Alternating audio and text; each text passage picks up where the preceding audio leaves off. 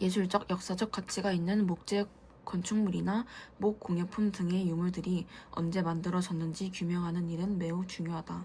유물에 사용된 나무가 벌채된 시기를 측정하는 방법으로는 탄소연대법과 연륜연대법이 있다. 탄소연대법은 채취한 유물의 일부를 시료로 만들고 시료 내에 들어있는 탄소-14의 양을 측정하여 유물을 만드는 재료로 사용된 나무의 대략적인 벌채 연도를 측정하는 방식이다.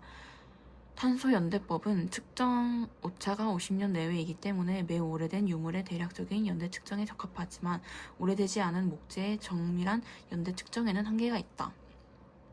반면 나무의 나이테, 즉 연륜을 분석하는 연륜연대법은 1년 단위까지 연대를 측정할 수 있어 목재 건축물이나 목 공예품 연구에 가장 적합한 연대 측정 방법으로 알려져 있다. 나무의 생장은 기후의 영향을 많이 받기 때문에 같은 지역에 서식하는 동일한 종류의 나무는 시기별로 독특하게 자라는 연륜 패턴을 공유한다. 대체로 봄과 여름에는 세포 분열이 활발하게 가무의 부피가 빠르게 커지고 가을에는 생장 속도가 감소하여 천천히 커진다. 봄과 여름에 자란 부분을 춘제라고 하고 가을에 자란 부분을 추제라고 하는데 춘제가 추제에 비해 색이 연하고 폭이 넓다. 나무는 이처럼 1년을 주기로 춘제와 추제가 번갈아 만들어지는 동심원 모양의 틀을 가진다. 이러한 연륜은 당시 기후에 따라 면적이 달라지는데 가뭄이 지속될 경우 연륜의 폭이 좁고 강우가 적절한 경우 연륜의 폭이 넓다. 이를 분석함으로써 나무의 생장 지역과 연대를 추정할 수 있다. 예를 들어 연륜 분석을 통해 경복궁의 경회로에는 19세기 중반 설악산의 소나무가 사용된 것으로 추정할 수 있다. 연륜연대법은 이처럼 연륜폭을 분석함으로써 유물에 사용된 나무의 벌채 온도를 추정한다. 연륜연대법을 사용하기 위해서는 연륜의 폭을 측정하여 만들어진 연륜폭 그래프인 연륜연대기가 미리 작성되어 있어야 한다. 다양한 시대에 걸친 특정 수목의 연륜 패턴을 비교하여 연결함으로써 절대 연대를 나타내는 연륜연대기를 확보하고 이를 시료의 연륜 패턴과 비교함으로써 나무의 벌채 연도를 파악할 수 있다. 그림과 같이 살아있는 나무의 연륜과 오래된 나무 재료인 고목재의 연륜 중 겹치는 시기를 파악하고 두 그래프를 합침으로써 과거부터 현대까지의 연륜연대기를 만들 수 있다. 이렇게 만들어진 연륜연대기를 바탕으로 시료의 연대를 알아낼 수 있다. 연륜을 측정하는 방법에는 대표적으로 코어링법과 카메라 방법이 있다. 코어링법은 나무의 중심에 있는 직경 7mm 정도의 나무심, 즉 코어를 채취한 뒤 연륜을 측정하는 방식이다. 카메라 촬영법은 디지털 카메라를 활용하여 연륜을 연속적으로 촬영한 후 측정하는 방식이다. 표면에 연륜이 노출된 경우 카메라 촬영법을 활용할 수 있지만 그렇지 않은 경우 코어링법을 통해 채취한 코어를 사포로 연마한 뒤 연륜 경계를 관찰하여 폭을 측정하는 방식을 활용한다. 이러한 방법들로 측정한 연륜 연대기와 비교함으로써 나무의 연대를 추정한다. 연륜이 노출되어 있거나 코어를 채취하기 위해 뚫은 작은 구멍에도 큰 영향을 받는 공예품에는 주로 카메라 촬영법이 활용되고 목재 건축물 중 연륜이 노출되지 않은 건축물에는 주로 코어링법이 활용된다. 그리고 나무를 통째로 활용하는 경우가 많은 건축물은 대부분 나무 껍질이나 변재가 붙어 있지만 대부분의 목 공예품은 심재를 주로 활용하므로 제작 과정에서 변재 일부가 제거되어 마지막 나이테를 확인할 수 없다. 마지막 나이테를 통해 벌채 연도를 알 수 있으므로 대부분의 목 공예품은 정확한 벌채 연도를 알려면 얼마만큼 변재가 상실되었는지 추정해야 한다. 예를 들어 독일산 참나무는 변재의 연륜이 보통 15개에서 20개 정도가 있는데 이 나무로 만든 공예품의 변재의 연륜이 10개만 있다면 제일 바깥 부분의 연륜으로 측정한 연도보다 5에서 10년 정도 전에 벌채되었다고 추정할 수 있다.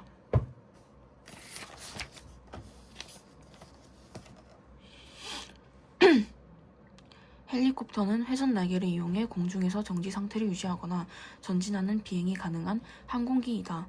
헬리콥터의 회전 날개는 중심과 끝단에서 회전 반경이 각 다르다.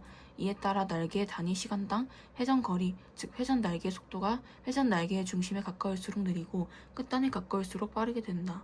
그리고 이로 인해 회전 날개의 각 부분에의 공기의 흐름, 즉 기류 속도도 달라진다. 헬리콥터가 전진 비행을 할 때 회전 날개 각 부분의 속도 차이는 더욱 커진다. 가령 회전 날개가 반시계 방향으로 회전한다면 헬리콥터 진행 방향의 오른쪽 90도 위치에서는 날개 끝단의 기류 속도가 회전 날개의 속도에 헬리콥터의 전진 속도를 더한 속도가 된다.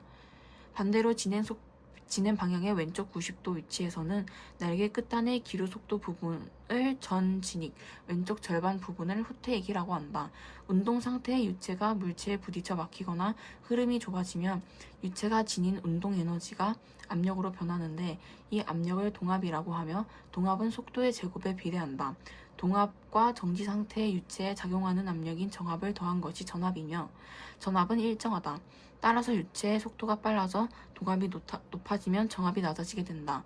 헬리콥터에서 회전 날개가 회전할 때 날개에 부딪힌 기류는 날개의 윗면과 아랫면으로 갈라져 날개 뒤로 움직인다.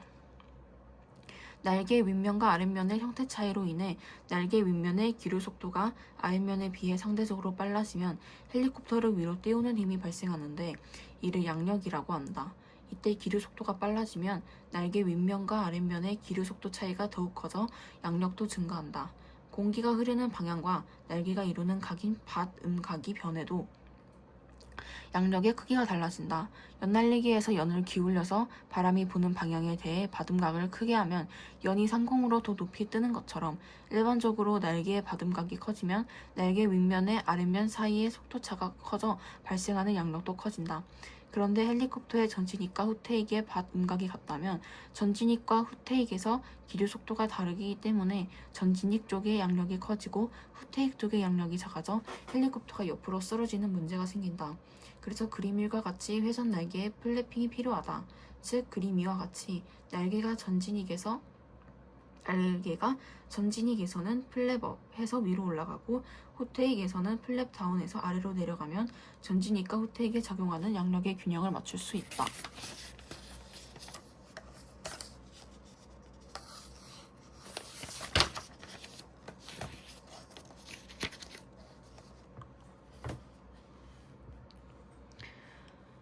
자본주의 경제의 재화나 서비스의 가격은 시장의 수요와 공급에 따라 결정된다.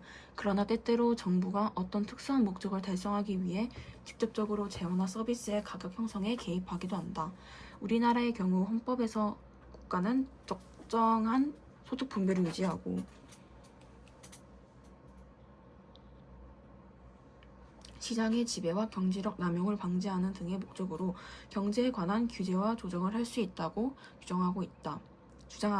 주장한다. 그 근거는 무엇일까?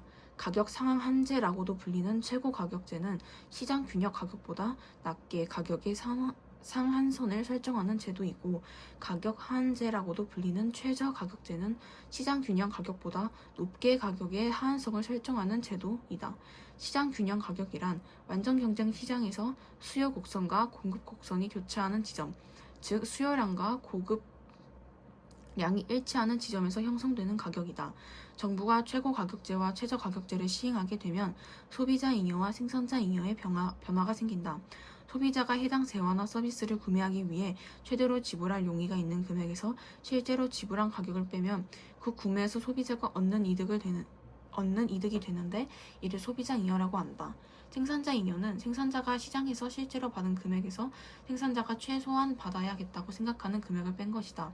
그림은 시장 균형 가격이 형성되었을 때 소비자 잉여와 생산자 잉여를 나타낸 것으로 사회적 잉여는 소비자 잉여와 생산자 잉여의 합으로 A 플러스 B 플러스 C 플러스 D 플러스 E 플러스 F이다.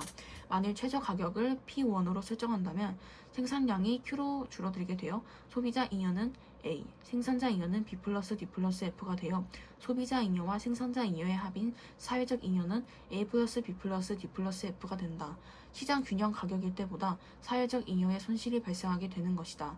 이때의 손실을 자중 손실이라고 하는데 자중 손실은 재화나 서비스 시장의 균형이 최적이 아닐 때 발생하는 손실을 의미한다. 자유주의 경제학자들은 정부의 가격 규제가 목표한 성과를 달성하지 못할 수도 있고 설사 목표를 달성하더라도 부작용이 초래될 수 있다고 비판하면서 대표적으로 금융시장의 이자율 규제의 문제점을 지적한다. 자유로운 시장의 힘에 맡긴다면 시장이 균형을 이루는 지점에서 이자율이 형성되고 그에 따라 낮은 수준으로 규제한다면 그에 따라 자금 수준이 적정하게 이루어진다. 그러나 정부가 최고 가격제를 통해 이자율을 시장 균형 이자율보다 낮은 수준으로 규제한다면 이에 따라 대출 자금에 대한 초과 수요가 발생하고 자금의 품귀 현상이 일어나게 된다. 이는 제도적 금융기관이 아닌 사금융 시장을 활성화하는 문제를 일으킬 수 있다.